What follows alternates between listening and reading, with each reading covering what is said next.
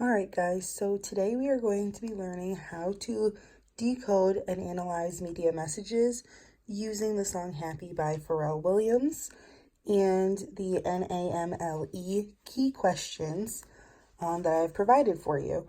So the first thing that we are going to do is listen to the song Happy by Pharrell Williams. Once that's done, we'll talk a little bit about how we feel when we listen to the song, and then we will move on to the questions. So at this point in the lesson, I would obviously play the song and allow the kids to have a discussion about what they feel when they are listening to the song, some things that they hear, and then we would go over how to analyze media message, what it means to analyze media messages, and then talk about the NAMLE questions that I've provided on the screen, as you can see.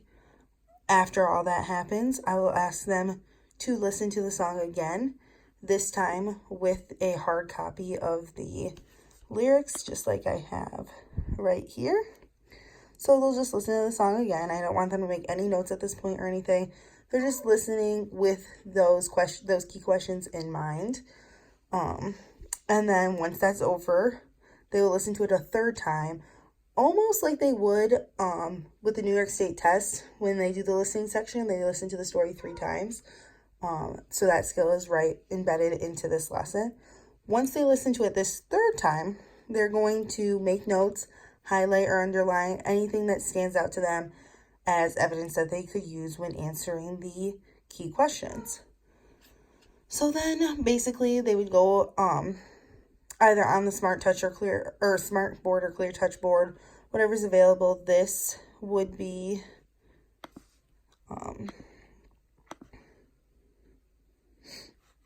this outline of the key questions, which is basically just taken from page 39 of the textbook, would be given to them in a Google document, and it would be on the board for us to do the model and guided practice portion, and then they would break off for independent practice.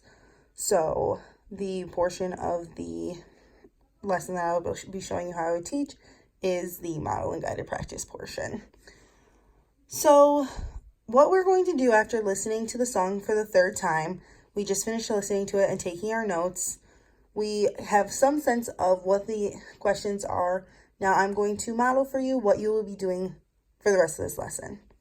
So we are going to start not at the very top, but I want you to find the bolded portion of your worksheet that says messages and meanings.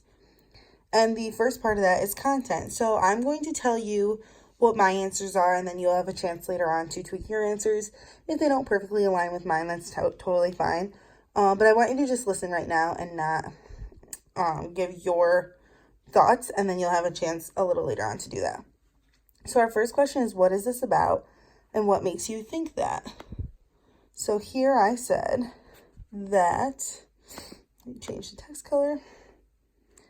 The song is simply about being happy and not letting anyone stand in your way of that. I think this because the song talks about feeling like a room without a roof and how happiness is the truth.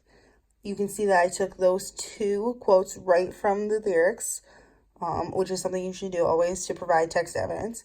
And I said you can tell that the singer is just overwhelmed by the amount of happiness he feels. That's a very simple answer, but again, this song is pretty simple, so that's all I'm looking for with that one. Number 2 says, what ideas, values, information, and or points of view are overt or implied? So for that one, I put, again, have to change the text color. So when I put the idea of being happy is overt, whoopsie.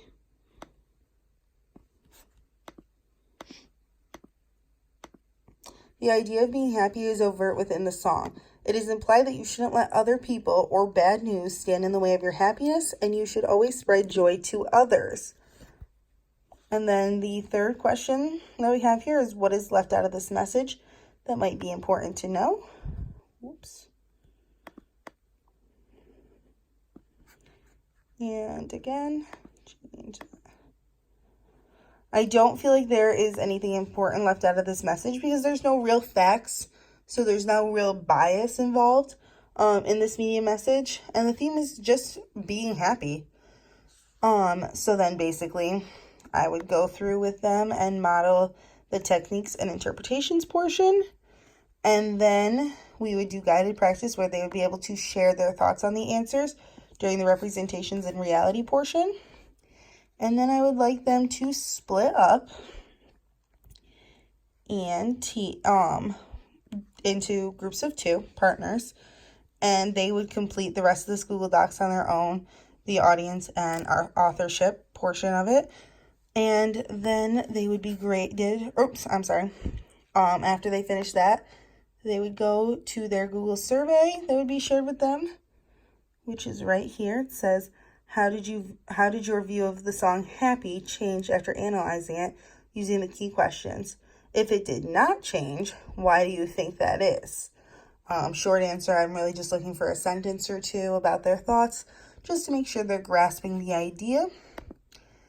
And they would be done. And this sheet would be turned into me to be graded based on a checklist rubric out of 5 points. So not like a major assignment, but just to make sure that they're understanding how to decode media messages.